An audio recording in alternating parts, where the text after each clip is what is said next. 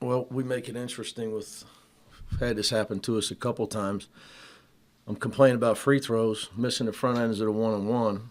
I look down, and those are the only 3 we missed. I think I know 2 for sure were the front end, Dylan and Sebastian. I'm not sure if 2 of Dylan's were. I'm not sure. But you know, they got some kids that I got a lot of respect for. You know, they've been through a lot, obviously, with some tough, close losses. A brutal schedule for their last 8 games, is it?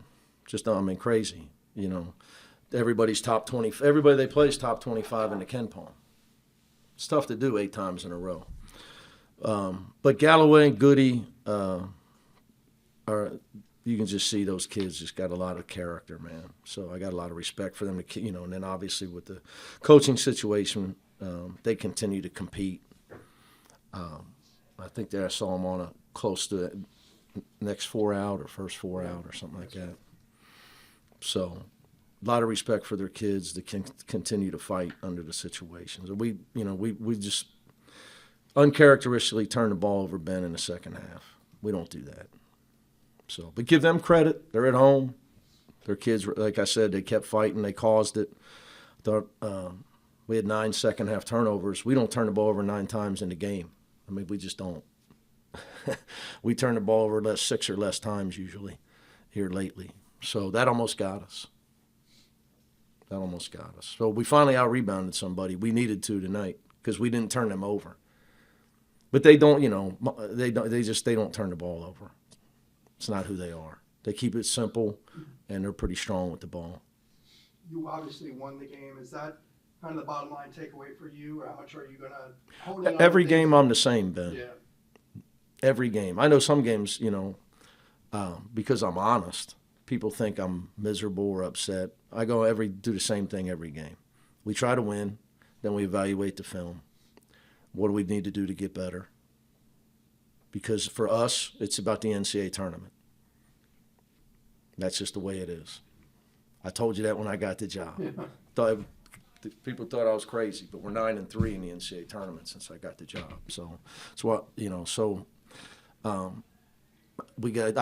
what I told these guys for the last 2 days. I mean, even if we'd have come back and beat Illinois, it was good practice for us the other night to be down and have to execute trying to make a comeback.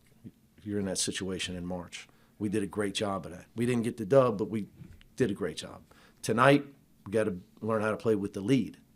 And you can watch film on both of those when we get home and try to learn and grow. So, you know, but I told the guys, we keep getting out rebounded. We're not going anywhere in March because we're eventually going to play somebody like Indiana that just doesn't turn the ball over. So you can't get you can't be +8 in the turnover margin to make up for the rebounding. So, you know, and they're obviously, they went to the 4 guards a lot tonight, but Ballow's a load for us.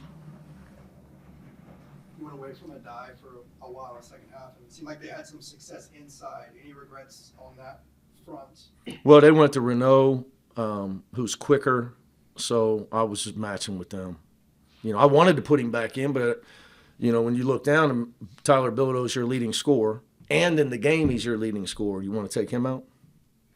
So sometimes it's like, yeah, I want to put him back in, you know. But then I got to put Tyler Bilodeau on Luke Goody or Mabako defensively. Yeah. And I thought the other night I didn't do a good job. Look, I believe so much in Eric Daly that I put him in a bad spot, and I told myself tonight if they play small and they exploit him a little bit, that we got to go 4 guards. So I made that decision, and I thought the other night I did a bad job with that until the end, and then we made the comeback against Illinois. Yeah. So when teams play small, it's just we got the players to do it, and Trent Perry's. It's a great time to play him, because as you can see, he's really good. He's got a tremendous future. What does it say about Dylan that, stepping up the line, he was 1 of 7, 1 of 4, and at that point he was 1 of 3 on free throws. Yeah. And to make both of those not having this best shooting night? I think he's a great kid, and he really cares about his coach, and he didn't want to see me go to the hospital. Nate, you talked about that coaching situation Yeah. with Indiana. Is that anything you've given any thought to or that you would entertain? I just think it's tough to do that stuff during the season. Oh, that's not what you're asking. It is. I just think, yeah, it's tough to do that stuff during the season. But actually, it's just college, the whole thing's gotten so crazy because we had a couple coaches did it, right? Tony and Coach Larinaga, they did it. Leonard, the coach I replaced, it happened to him during the season. I don't like to see that. As far as me, I would never comment on a coaching situation. It'd be wildly inappropriate because I'm the son of a coach, and the way I look at it is that Mike Woodson's the coach at Indiana. And that man's coaching his basketball team. And he is a national champion. I happen to know him. I know Kenya Hunter on his staff extremely well for many years. I have tremendous respect for their kids and their team. And to me, nobody should say anything that distracts from anything with them with that. So I just think it would be wildly inappropriate. And that mostly for what I said, my respect for Coach Woodson. He's over there coaching his team. That's all that anybody needs to. I understand you guys got to do your job and you got to ask. It's just that's my stance on that stuff. Sorry, and to follow up, that more so that you're kind of a name on these hot boards Yeah. that are coming out. You know what? Here's how I look at that stuff. You might be on your hot boards. They might want my ass fired on our hot boards. That's how I look at that. So hey man, I stay off the hot boards.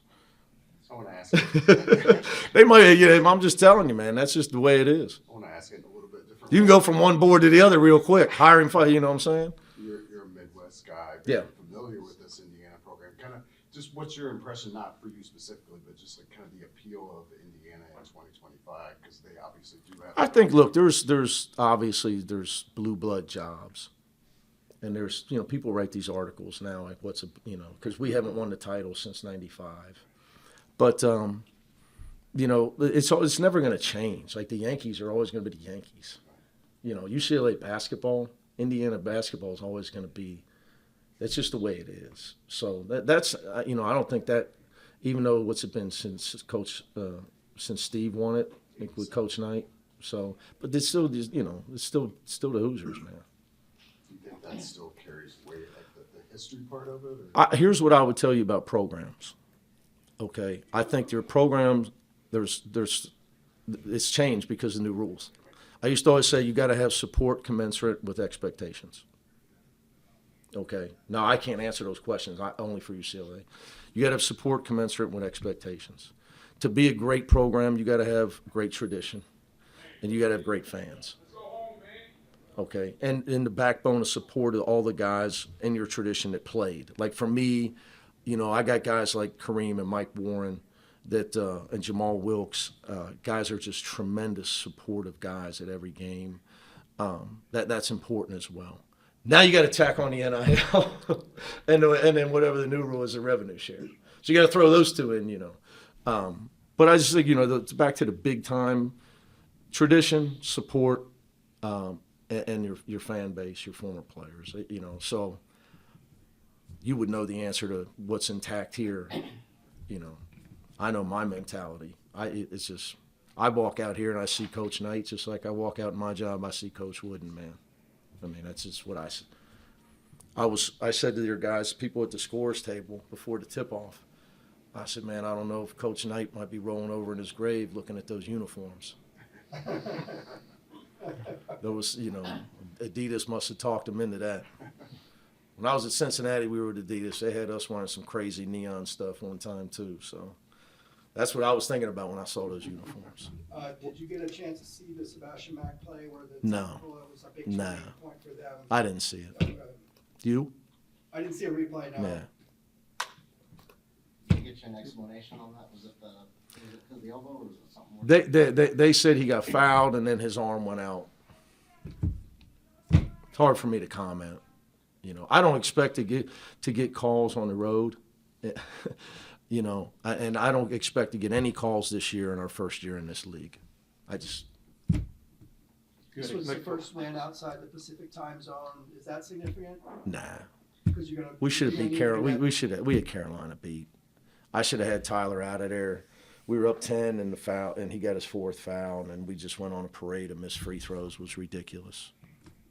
So, but no, I don't. I think when people realize, man, people in this game, you play well and lose. Yeah. In this league is going to get coaches fired. I was in this league now, the Big East back in 11. Okay, you can play well and lose in this league. Okay, we did not play bad at Maryland. We're down 9 when I decided to hit the showers and send a message.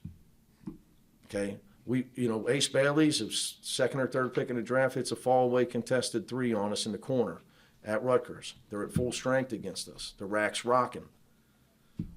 We didn't play bad. Dylan had the flu. He played 5 minutes.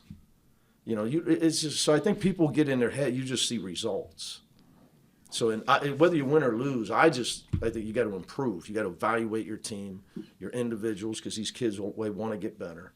That's at least part of the way we do things. We're a truth-telling program. So, that's what so whether you win or lose, you got to get better because ultimately we play in a one-and-out tournament. And I know everybody thinks they know who's going to win it and that we have no chance, but that's not the way we approach it.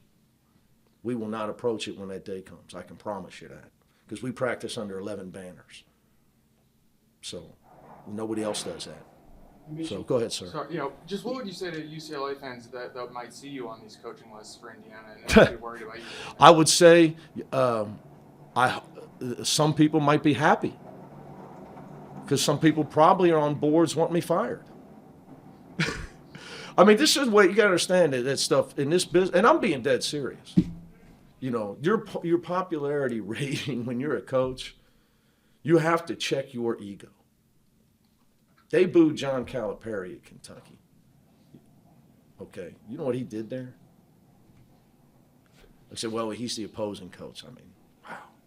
They wouldn't have booed Bob Knight. He walked in here. I can promise you that. I can promise you. Okay, so, I mean, that's just the way it is, man.